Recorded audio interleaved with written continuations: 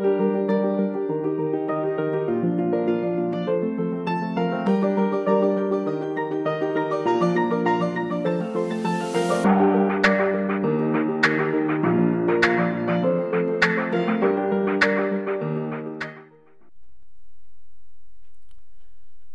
sob, assalamualaikum warahmatullahi wabarakatuh. Selamat datang kembali di channel Crypto News ini ya, channel yang membahas seputar aset kripto.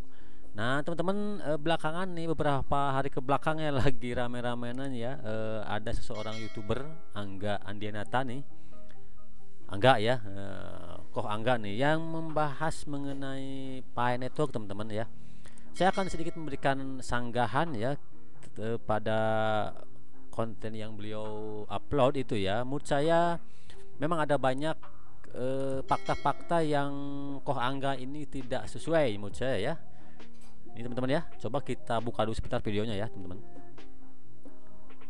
Nah ini teman sempat rame dan saya pun sempat melihat ya sampai selesai bahan videonya. Ini memang banyak fakta-fakta yang mungkin Angga ini belum begitu paham teman-teman ya, karena mungkin saja memang beliau ini tidak ikut terjun langsung ke dalam Pi Networknya ya, sehingga memang tidak begitu mengerti mungkin ya akan gimana sih sebetulnya project dari Pi Network itu sendiri teman-teman ya.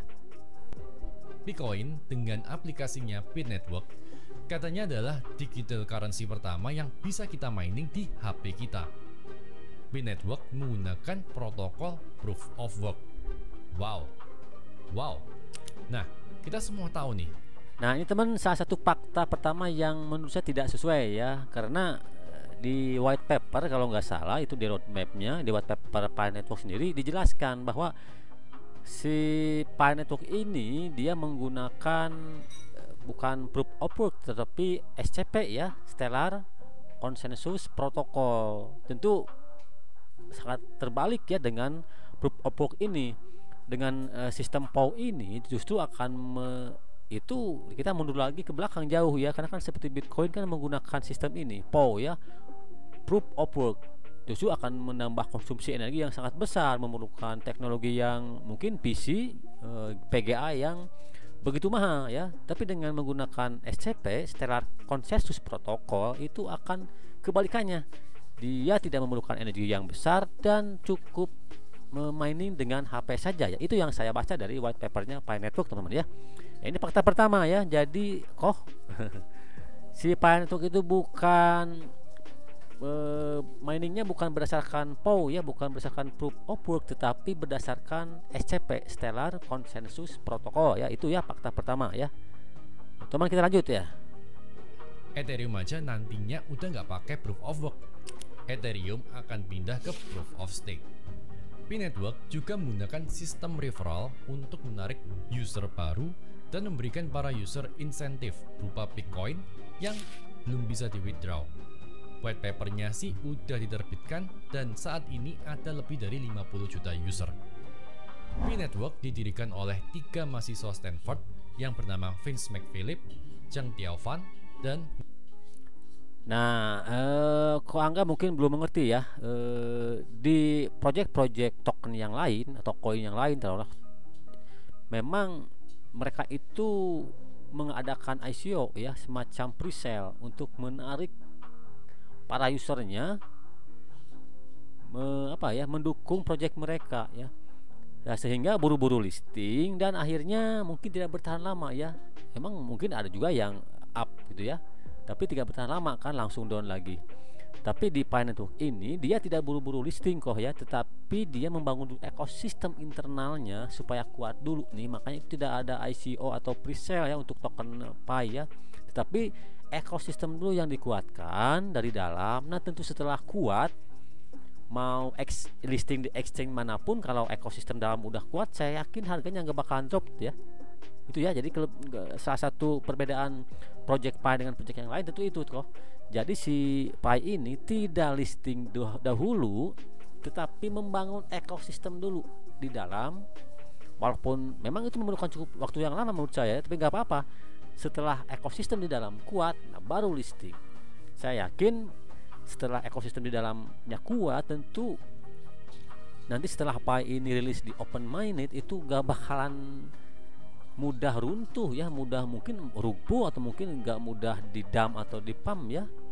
Itu kok ya menurut saya. Kita lanjut lagi. Nicholas Kokalis.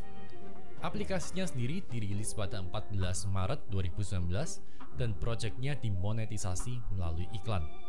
Sayangnya pada Februari 2021 Vincent McPhilip meninggalkan tim inti Pi Network dengan alasan legalitas, di mana Vincent dilarang oleh pengacaranya untuk bicara lebih banyak. Nah, tentang Pi Network ada beberapa red flag. Apa aja red flagnya?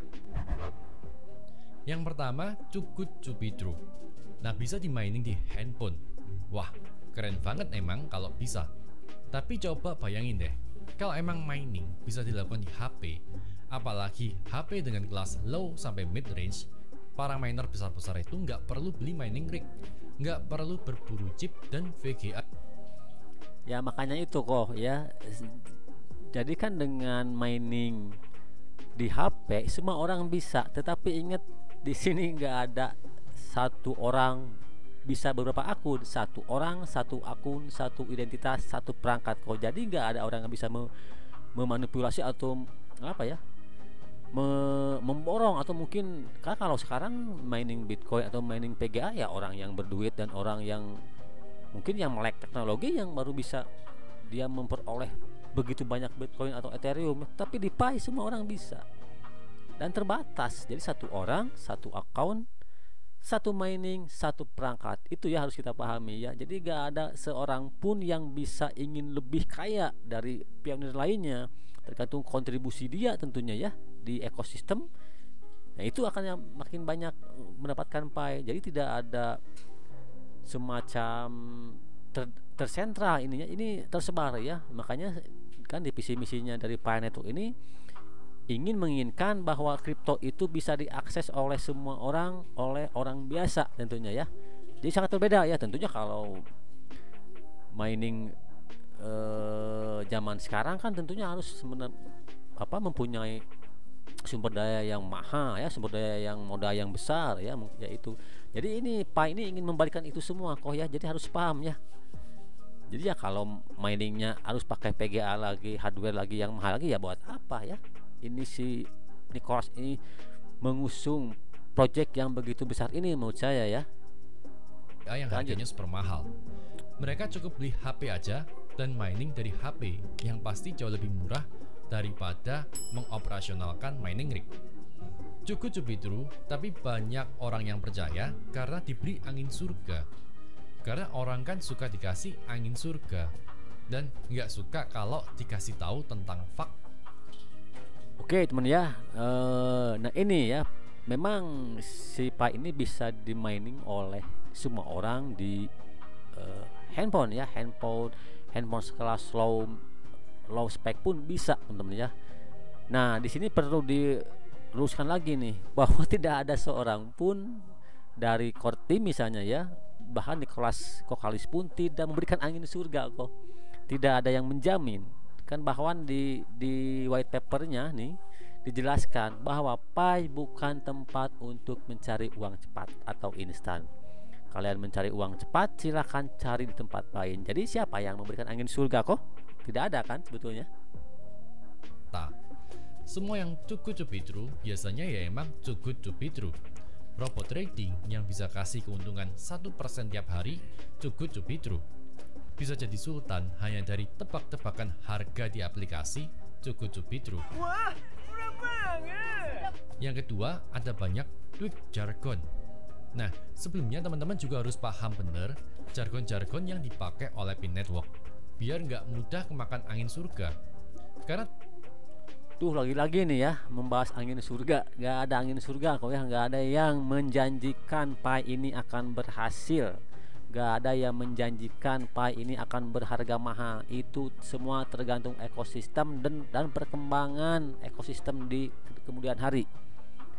Bagaimana pionirnya nih? Bagaimana ekosistem pionirnya? Bagaimana kontribusi pionirnya? Kalau ekosistem di dalam jalan, tentu open mainnet pun akan berhasil kok ya. Ingat, tidak ada yang memberikan angin surga di sini ya.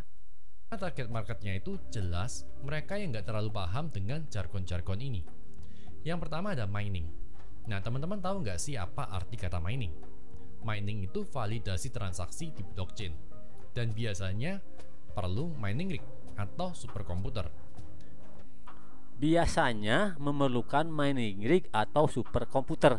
Tentu kalau memakai teknologi POW atau sistem POW itu tadi, Proof of Work ya.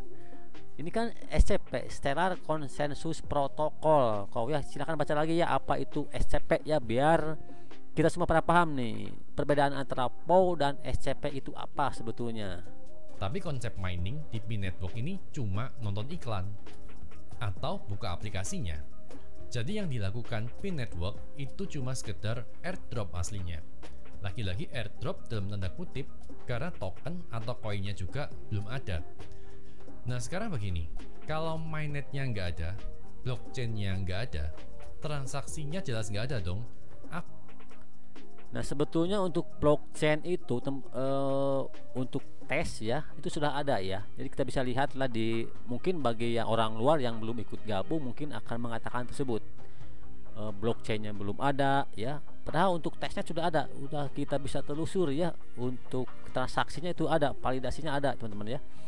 Jadi sebetulnya untuk mining di ini di blockchain ini sudah ada di Blockchain Explorer ya, kita bisa lihat di aplikasi Pi-Network-nya teman-teman ya. Apa yang mau di mining? Kemudian jargon mainnet. Apa itu mainnet? Mainnet itu ketika blockchain-nya dibuka, bisa diakses oleh banyak orang dan ada aplikasi yang bisa jalan di atas blockchain-nya. Kita bilangnya dApps atau Decentralized Application. Kalau nggak ada dApps di atasnya, ya buat apa bikin blockchain? Itu kalau blockchain-nya beneran ada ya.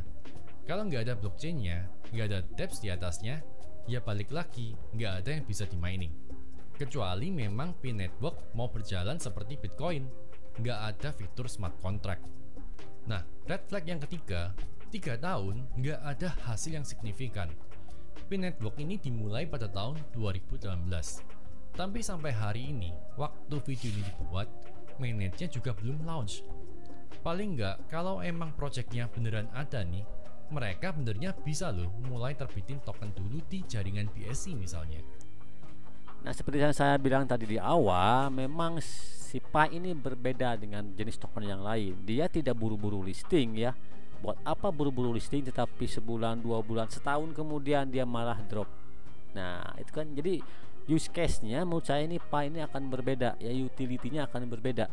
Jadi bukan lagi sebagai aset nantinya, tetapi bisa sebagai mata uang. Bisa di ekosistem nanti ini apabila sudah kuat bisa digunakan sebagai mata uang untuk kita membeli barang-barang ya.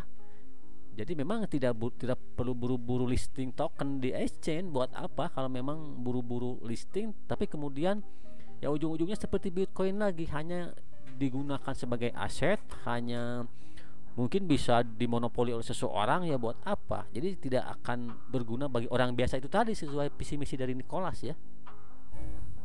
Nah gitu sob ya, sedikit saja ulasan ya. Nah, memang menurut saya fakta-fakta yang dikemukakan dalam channel ini memang ini jauh terbalik ya dengan fakta yang memang dikemukakan oleh core team di white papernya. Dan mungkin untuk menganalisa sebuah project itu alangkah baiknya kita gabung dulu barang sebulan 2 bulan atau mungkin setahun ya. Nah baru nih analisa dari dalam, bukan dari luar. Karena kan kalau analisa dari dalam ya tentu main tebak-tebakan ujungnya ya. Memang banyak fakta-fakta yang di channel ini menurut saya tidak sesuai dengan fakta sesungguhnya, seperti angin surga lah atau dengan memakai POW lah ya. Banyak lagi ya fakta-fakta yang memang tidak sesuai dengan kenyataannya mengenai Pi-Network itu sendiri teman-teman ya. Oke teman-teman, itu aja informasinya. Mudah-mudahan sedikit memberikan pencerahan, dan bagi kalian yang masih yakin, menambah keyakinan untuk kalian para pionir. Salam petir, terus saja berusaha dan semaksimal mungkin silahkan kalian maksimalkan ya mining rate kalian supaya rate miningnya terus nambah. Dan memang kan di 1 April kemarin ini mining rate-nya drop lagi teman-teman ya. Oke aja informasinya. Bagi kalian yang baru mengenal channel ini silahkan untuk dukung dengan cara subscribe, like, komen, dan share. Terima kasih. Wassalamualaikum warahmatullahi wabarakatuh.